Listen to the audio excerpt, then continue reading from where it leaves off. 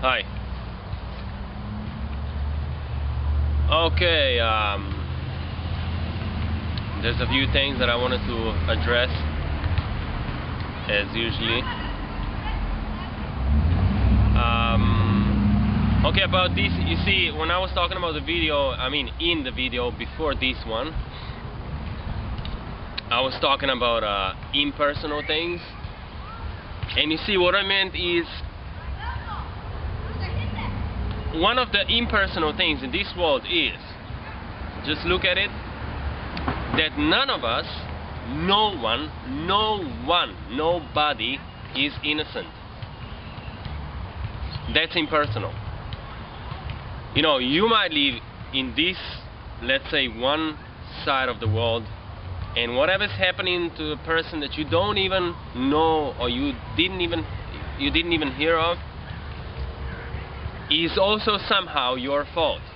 What is happening to that person, and it's somehow that person's fault what is happening to you, which brings us, you know, to this true connection, true relation to each other, that actually whatever is happening in this world, we are all with no exception, no exempt,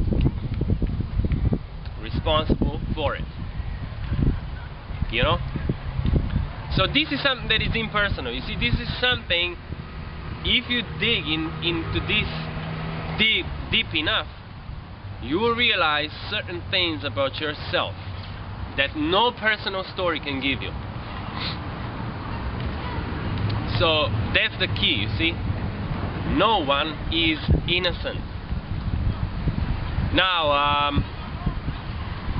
probably you're gonna hate me even more after this video, some of you. Some of the sensitive ones of you who can't stand any criticism of your positive religions, you know what I mean? So I like these yogis, you know, or what you call them, you know, Yogi Bear,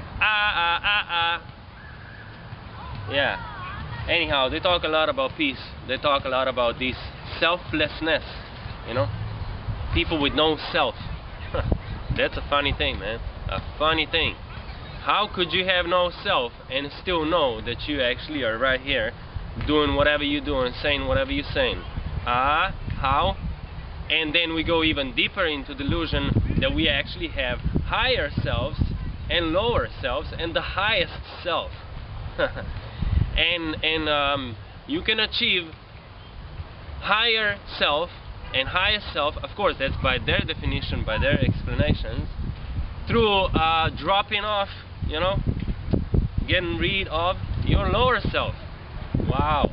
Because lower self is ego, and higher self, and the higher self is not ego. Wait a minute. Doesn't it say self afterwards? Yeah. Self is ego. You know, you can name it higher ego, highest ego, lower ego, but it's still ego. The only difference is, you see, that this ego, or this self, brags about itself and its own power and its own importance, self-importance, on different levels. One time he claims like, wow, you know, I cleaned the room, look how nice it is, yeah? Or this is my bike because I bought it, I worked for it, I earned the money, and now it's mine. You can't touch it. Then on another side, it goes to higher self. We start talking about spiritual stuff. Wow, you know, these beautiful experiences. I experienced that, and it's so important because I experienced it. On another hand, he goes to say, I would die for you. I would die for you. I love you so much. I would give my life away for you, right? And you say that I am crazy. Some of you come up here and claim that I'm a bit nuts, or that I'm a nut cake or a nut case, whatever. Yeah, look at yourself. Look at the things you listen to and look at the things you believe in. Look at the things that actually, you know, create your reality. These type of claims you see about this higher self, highest self, lower self, and all these bunch of nonsense is your reality. A very nice one. Keep trying. But still, you see, you will not escape ego as long as you are alive. And how long are you alive? Are you alive also beyond this body? What do you think? Huh? What do you think? Do you think that's possible? And if it is possible, and if it's still you, then you still have an ego. So you're bound to ego as long as you are aware of yourself.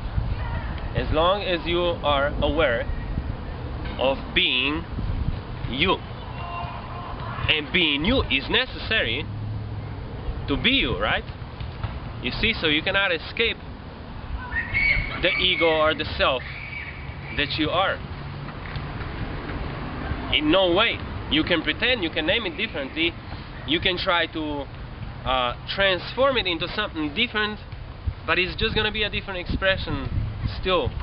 A different expression of the same you. You. Yourself. Can you be myself?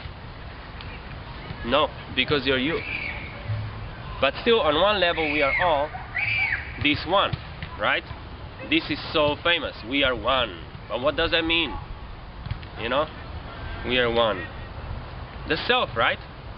The highest self, because it's in the form that no longer sees separation. But even then, it is aware of itself.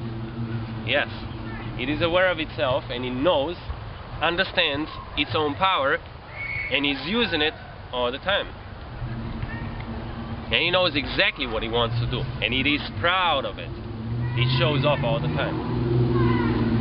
It might not show off on the, you know, on those lower levels, you know, those that you call lower, you know, whatever is lower, higher, highest. I actually don't even have a clue about this stuff right now, because to me it's one bunch of confusion. I mean, a whole bunch of confusion. And it's no wonder you didn't get anywhere yet in this world, in this society, since, you know, believing in confusion, it brings confusion. Confusion is not order, you know, and order cannot be confusion. So, and about spirit, you see, there's a very important question. Spirit is energy. Oh, for real. Spirit is energy. Huh. What about the examples, if you ever heard of this, that someone has strong spirit, right? Or someone has unbreakable spirit. Or someone's spirit is wild. Or someone's spirit is evil. Or someone's spirit is unbreakable, uncompromising, you know? Someone's spirit is tough. Someone's spirit is caring, you know? Lovable, loving. Is the electricity, which is energy and power, in your outlet that you use for all sorts of, you know, electrical appliances, does he have any of those characteristics? Huh? So is spirit energy? You know what's a spirit? Spirit is self. Spirit is an ego. It's a person with special complex of characteristics.